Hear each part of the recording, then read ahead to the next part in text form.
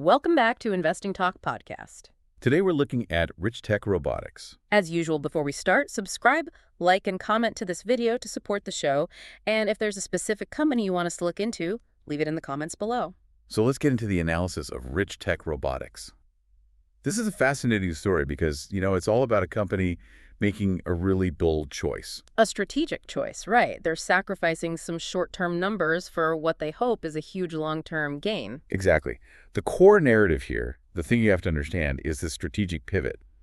They've deliberately shifted away from selling robots as a one-time thing. A one-time product sale. Right.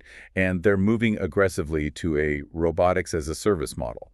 You'll hear it called RaaS. Which is basically the software subscription model, but for, physical hardware. Perfect analogy. So instead of one big single sale, they're focusing on recurring multi-year service agreements, MSAs. Which generates that predictable subscription-style income. That's the goal. They are trading that immediate lump sum revenue for something that's much more sustainable and, importantly, has extremely high margins that compound over time. It's a big bet on long-term value, but it definitely requires some conviction from investors because you can see the immediate impact of that switch. You can.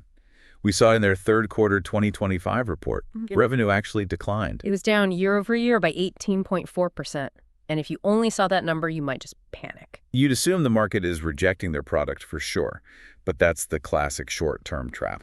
So this was planned? Completely. This revenue dip was an operational choice, not a market failure. They're sort of doing a controlled demolition of their old business model to build this new RaaS structure. Okay, but the big question is, how do you stay profitable while you're disrupting your own sales pipeline like that? And that's where this gets really, really compelling. Yep. Because despite that revenue dip, they maintained just a remarkably robust gross profit margin. How high are we talking? 74.4% in Q3 2025. And what's fascinating is that this margin is actually up. It's up 420 basis points from the year before. So for our listeners, that's a 4.2% jump in gross profitability. I mean, 74.4% is almost unheard of for a hardware company. How do they manage that? It's all about the pricing power and the vertical integration in their service offerings. Yeah. It shows great cost management, sure, but it's really the pricing power that's baked into the RaaS model. So they're not just selling a piece of metal. No, they're selling a whole solution. It's bundled with their proprietary AI, all the maintenance, long-term data collection. That margin strength is what really sets them apart. And if we take that strong profitability and, zoom out to look at their overall financial health, the picture gets even better. It does. We have to talk about the balance sheet. It's exceptional. How so? The company is just incredibly liquid. We are talking about a current ratio of 120.2. 120. To put that in perspective, a healthy business is usually happy with a ratio between 1.5 and 3.0. Exactly.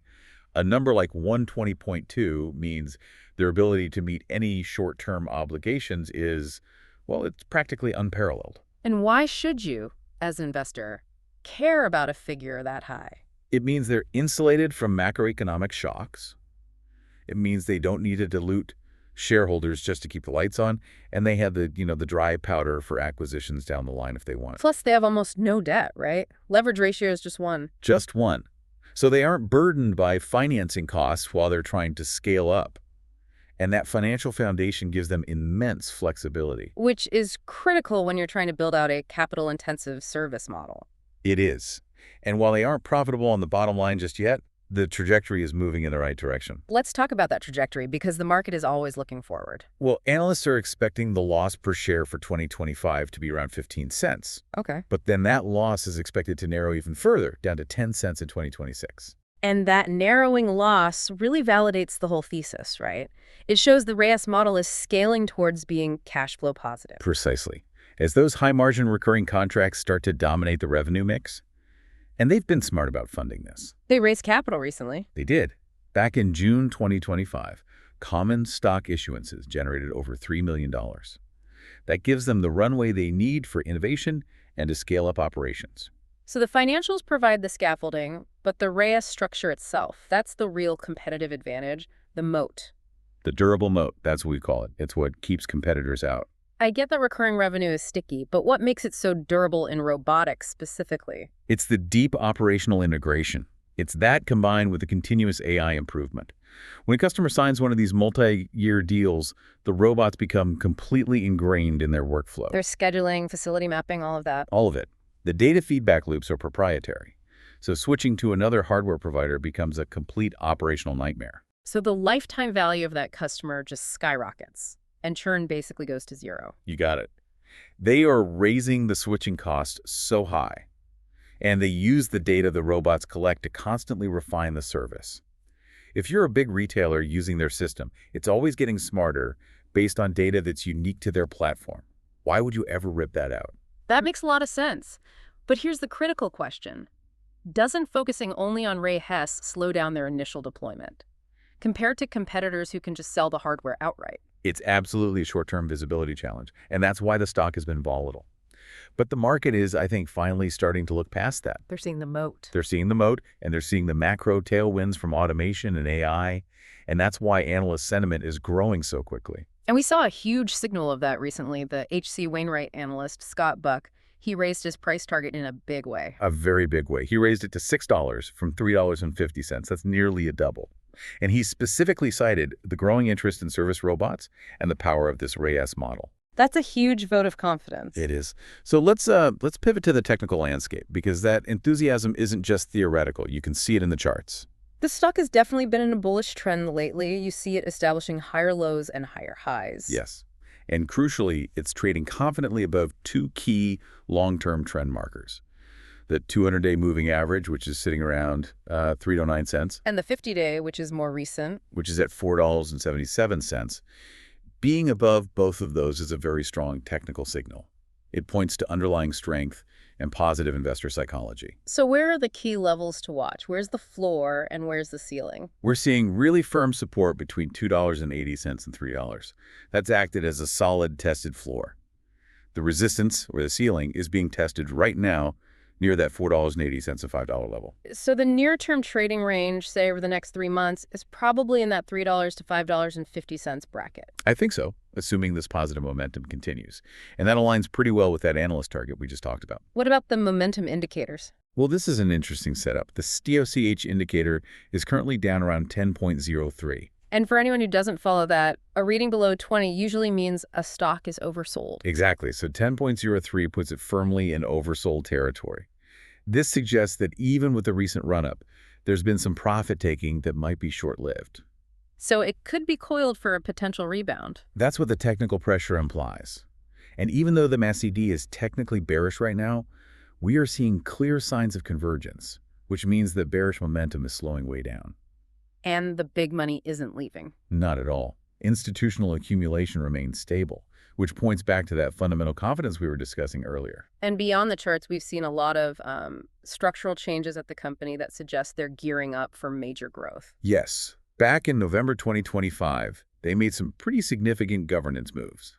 They increased their authorized Class B share count and mended their stock option plan. These aren't just administrative tasks. No, not at all.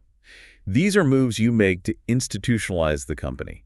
They give them flexibility for future financing and let them offer competitive compensation to attract top AI talent. And you can see their ambition in the new at-the-market, or ATM, agreement from August. Right. This replaced their old one, and it authorizes up to $100 million in Class B common stock. $100 million is a massive war chest. It signals management's intent to fund a very aggressive nationwide and maybe even international scaling operation. This isn't just a pilot program anymore. And we're already seeing the commercial validation. The biggest news last quarter was that master services agreement they signed. With a top-tier national retailer, yes. That retail deal is the ultimate proof point for the Ray S model. It shows it can scale. It validates the tech, the scalability, the integration, and shows the market is willing to commit to these long-term deals. This is a sticky, long-term revenue commitment. So let's look forward. The next 3 months seem packed with potential catalysts. They are. The first big date to watch is the Q3 2025 earnings release, expected around December 11th. And investors will be looking for what, exactly? Proof that RIAS revenue is ramping up and offsetting the loss from those old product sales. The margins will be absolutely key. Okay, then what's next? Then in January, around the 30th, you get the institutional holdings and 13F filing window. If you see major funds accumulating shares, That public disclosure could create some real positive momentum. It tells you who's buying into the story. Exactly. And finally, looking out to February 17th, we expect their preliminary Q4 outlook and maybe, just maybe, a new product launch. So management guidance plus a fresh AI-driven robot could be a powerful one-two punch. It could be. And of course, you always have to talk about the speculative buzz around these kinds of companies. The rumors. The rumors. There's chatter about advanced talks with another top 10 U.S. retailer if that were to be confirmed. Yeah. Wow. The commercial base would be transformational overnight. And there's more, isn't there? Talk about AI enhancements. Unconfirmed, but yes. Chatter about imminent announcements related to AI-driven robotics, possibly in collaboration with a big established tech firm. That would lend instant credibility. Instant credibility. And it could accelerate their development roadmap significantly. Yeah. And don't forget the international picture. Right. Management has been on roadshows in Europe and Asia. Which is fueling speculation that international expansion plans could be announced sooner rather than later. Suddenly, that $100 million ATM doesn't look so excessive. But all of this excitement, it has to be balanced against the risks. This is still a high-growth, high-risk play. Of course. And investors need to keep the immediate concerns in mind. What's at the top of that list? Well, we need to be clear that this RACS transition will continue to pressure short-term revenue. That 18% decline we saw in Q3, that might not be the last short-term hit they take. You need a long time horizon. And while the gross margins are amazing, the bottom line is still negative. It is. Key measures like EBIT and pre-tax profit are still in the red. That's just the reality of scaling a capital-intensive service business. They have to control the operational bleed while they build out the new platform. So you really need to see this as a structural growth story that is going through a necessary and kind of painful transformation. I agree. RITTech Robotics' unique RAAS model and that exceptionally strong balance sheet make it highly attractive for investors looking to capture that structural growth in automation. Between the big short-term catalysts over the next few months and the clear long-term competitive dominance the RAAS model creates, there's significant potential upside on both time horizons.